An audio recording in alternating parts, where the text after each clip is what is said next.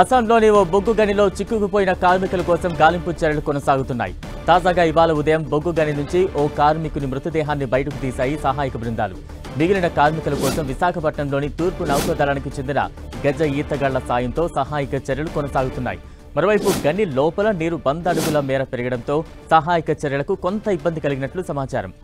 అస్సాం దిమా హసావ్ జిల్లాకు చెందిన 3 కిలోమీటర్ల దూరంలో ఉన్న ఓ బొగ్గు గనిలో తవ్వకాలు చేపడుతున్న సమయంలో అకస్మాత్తుగా నీళ్లు ప్రవేశించాయి. దీంతో 9 మంది కార్మికులు చిక్కుకున్నారు. వారిలో 3 మృతి చెందినట్లుగా అధికారులు తెలిపారు. మరోవైపు గని లోపల నీటి మట్టం 100 అడుగుల మేర చేరినట్లు సిబ్బంది అంచనా వేస్తున్నారని అస్సాం ముఖ్యమంత్రి హిమంత బిశ్వ శర్మ వెల్లడించారు.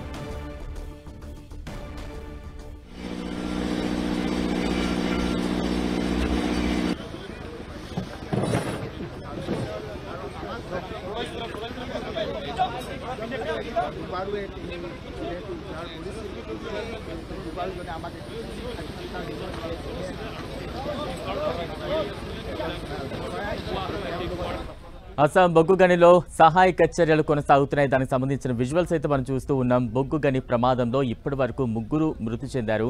అయితే మరోవైపు తీవ్రంగా సహాయక చర్యలు కొనసాగుతున్నాయి.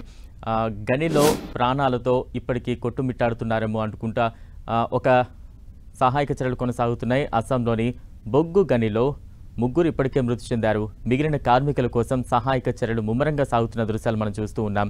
గని లోపల 100 అడుగుల మేర నీరు పెరగడమే దీనికి ప్రధాన కారణంగా చెప్తూ ఉన్నారు. అయితే వారిని అందరినీ కూడా సురక్షితంగా వెలికి తీసేందుకు, బయటకు తెచ్చేందుకు ఒకవైపు ముమ్మరంగా చర్యలు కొనసాగుతున్నాయి. బొగ్గు గని ప్రమాదంలో ఇప్పటి వరకు 3 చనిపోయారు. మిగిలిన కార్మికుల కోసం సహాయక చర్యలు కొనసాగుతున్నాయి. దానికి సంబంధించిన విజువల్స్ మనం చూస్తూ ఉన్నాం. పెద్ద పెద్ద క్రెయిన్ల సహాయంతో లోపలికి గజ ఈతకాలను పంపుతున్నారు.